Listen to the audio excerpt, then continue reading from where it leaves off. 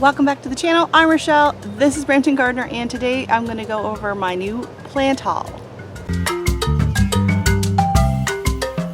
So I went to Lowe's and they had 75% off pretty much everything. So I finally got my mandevilla that I was looking for earlier in the season that they never marked down. So I finally got this baby. It does not have a trellis yet, so I have to try and figure out where I'm going to put it.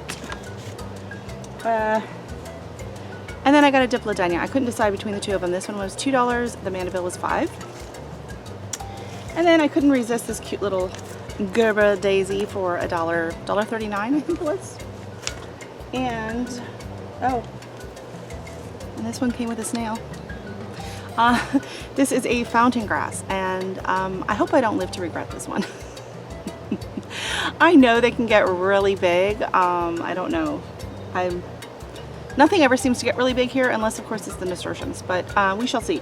So I do have a place picked out for this. We're gonna go check it out and see if it's gonna be feasible, viable, whatever the word is. And then out front, I don't have it here, you'll see that when I planted out front, I did buy a Japanese spurge, and that says shade to part shade, so that is gonna go into the front garden. So for these two, I was thinking about this all last night. Where am I gonna plant these? They both need full sun, and I am going to try and overwinter them. So I didn't want to plant them into the ground. I figured it would be better to put them into a container. And since they're both fairly small and they don't really mind being a little bit root bound, I think I'm going to put them both into this container. This is the only container I have left.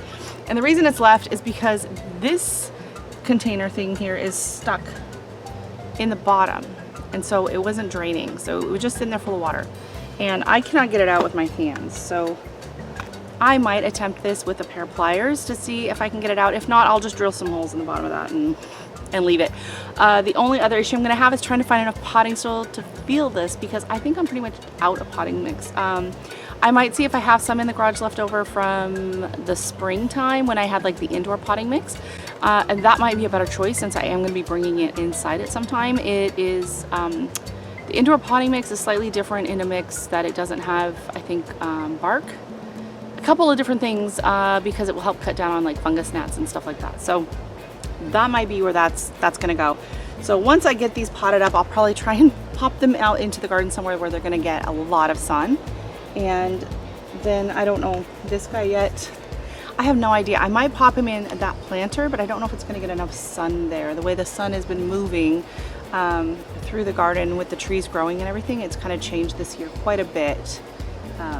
Which has affected some of the containers, so it's a learning process. So I'll be doing a video probably fairly soon on hits and misses in the garden, you know, what I will change up for next year and what I've learned. And I've also learned that we have a squirrel nest at the top of the tree, so if you see any branches falling down, they're up there messing around. So let's discuss a few of the places where we might put some of these. Okay, so this is a possible spot for the Gerber daisy. The petunias were doing really well in here before the nasturtiums happened, and then the nasturtiums were up to here. Now that they've had some weight and I kept kind of pushing them down as I water them, they're sitting down here, so that is giving sunlight going into the pot. So maybe I'll put it there. I don't know, we'll see. I'm gonna watch it all day and see if it gets enough sun.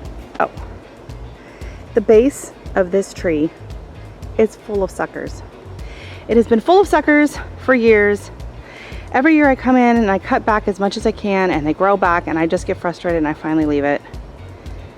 But it drives me nuts. So I kind of want to put the grass right here at the base. My only problem is that's where I put my roselle. But as you can see, it's totally getting shaded out. So it probably should get moved anyways. We do have a pretty little bloom. Look at that. So I'm worried about moving it until it's done doing its thing. I don't know. And train. Okay, so as you can see, this is gonna be a really tricky area to try and work in. So I'm probably gonna move the hollyhocks out of the way and get the, are you kidding me?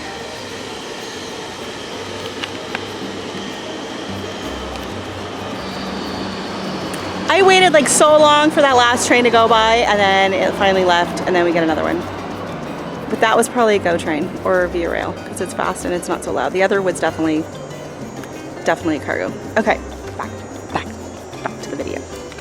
Okay, so here, it's tricky to get in here. All right, it's gonna be really tricky to set up a camera, so I don't know if that's gonna happen.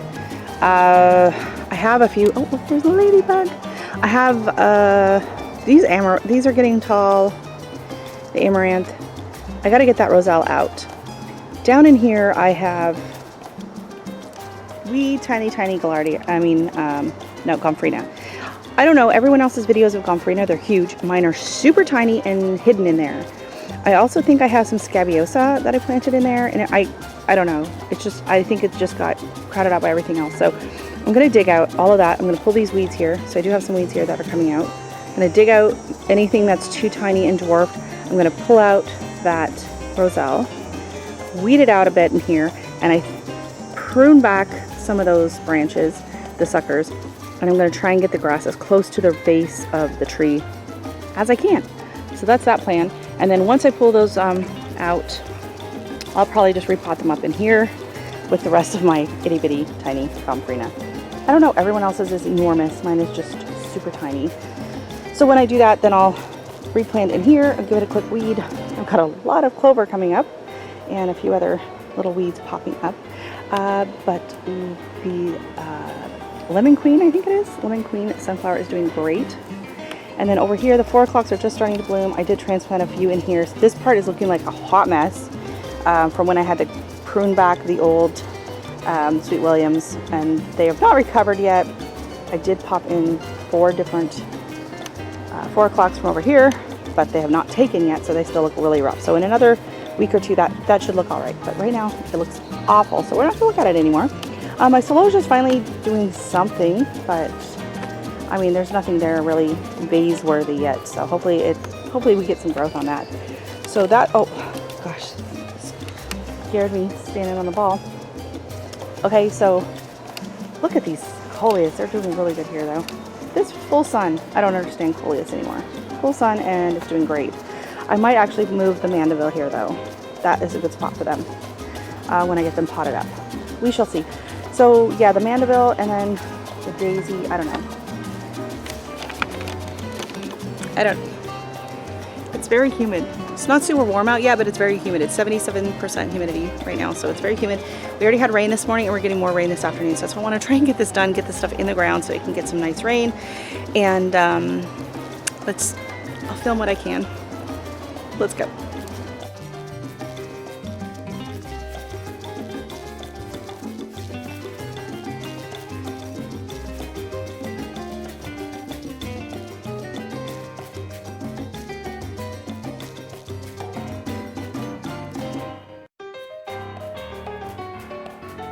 This hill just makes everything awkward.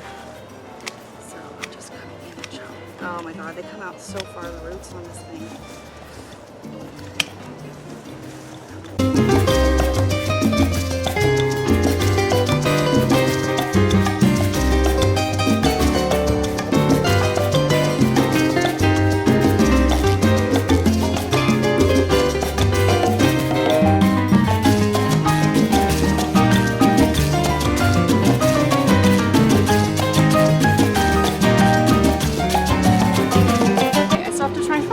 For my roselle. I don't know where that's going to be yet, but for now, we're just going to find a spot for these guys. And I'm going to kneel on my glove because it's really wet.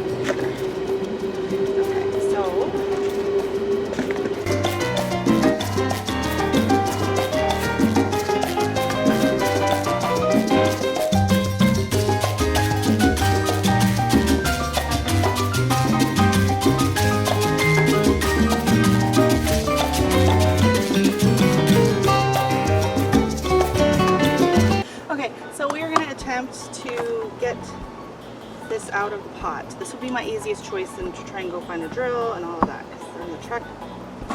Oh.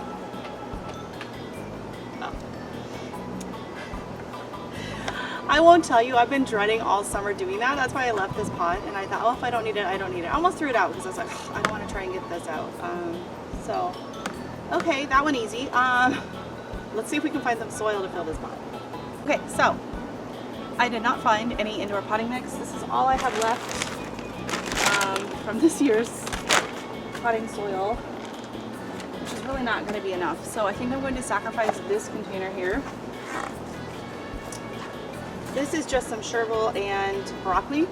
So I think I'm just going to pop them over into the 5-gallon buckets that I have.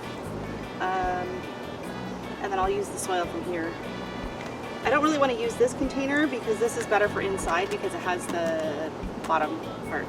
So when I end up taking the Mandeville in the house, I would much rather have that. So I also was going to put some debris at the bottom from my pile, but it was so full of earwigs that... Okay, so we're just going to very carefully pull these guys out.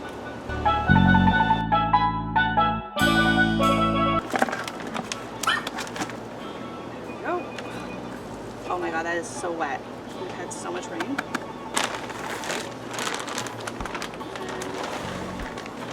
Oh my gosh, there's not much in here, Dex.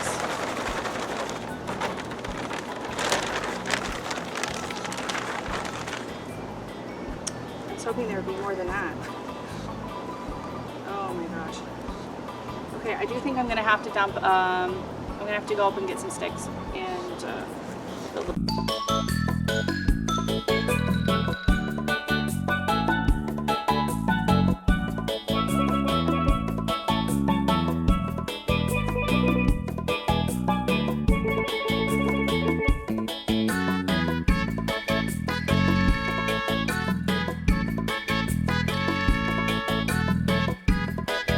It is so much cooler out here in the front. There's a beautiful breeze. It's cooling me off as I'm listening. So we have this Japanese sedge, and it says plant in partial shade or shade. Got it. Grows 10 to 12 inches tall, spaced 15 inches apart, and it is a zone 5, so we should be good on that. It says it's a spectacular ornamental grass, beautiful as an accent plant in the shade, perennial shade garden, or as a ground cover, an attractive foliage contrast to bold textured plants. So, where we can put it. So, the hollyhock and the malvas hopefully will come back. These are just annuals. The rest are annuals. These are perennials. My lilies just opened. I hadn't even noticed them. Oh, they're pretty. They're short this year though. Normally they're way taller than the stakes supporting them. They're short this year, but that's probably because of the lily beetles. I've been having, and I did not keep up on that. I was kind of lax. I apologize to my lilies. I'm sorry. I just kind of let you get taken advantage of by the lily beetles. Like I can see 1, 2, 3, 4 right now. So I will take care of them after I'm done with this. So I think right in here, this is kind of where the lilies come up, but they're looking kind of rough right now. So this is a good spot.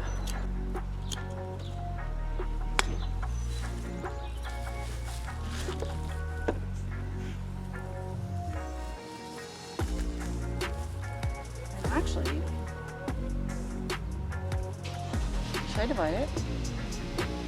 Like it's a ton of grasses in there, right? Like I can divide this. We're gonna divide this. Look at that.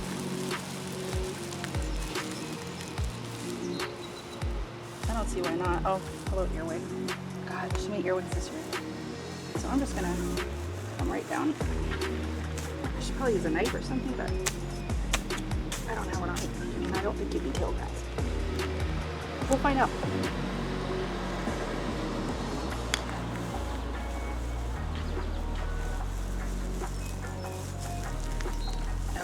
I need a knife.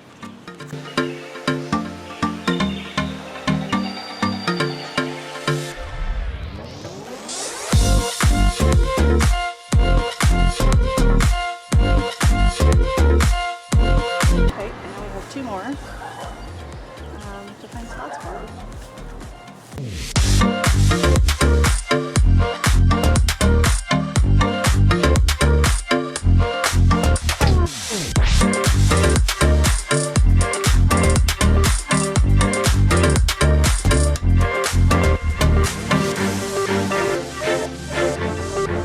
Thank you so much for for watching. I will give you a quick little tour at the end of this where everything ended up going. I'm really happy with this. I'm really glad I thought to divide it into 3s. Spread the joy. Hopefully they survive. I don't see why they won't, but you never know. So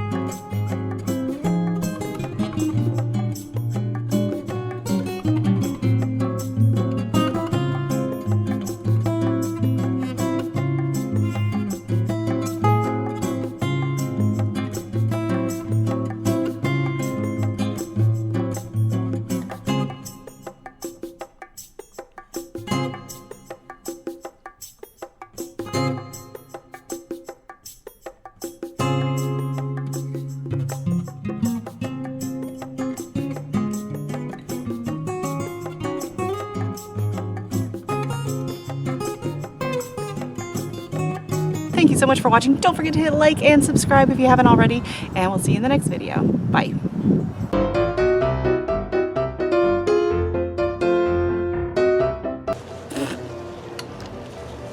It's a little out of hand here. Water is very wet. Water is very wet. The ground is still very wet. And we're getting more rain this afternoon. Okay, and now the results.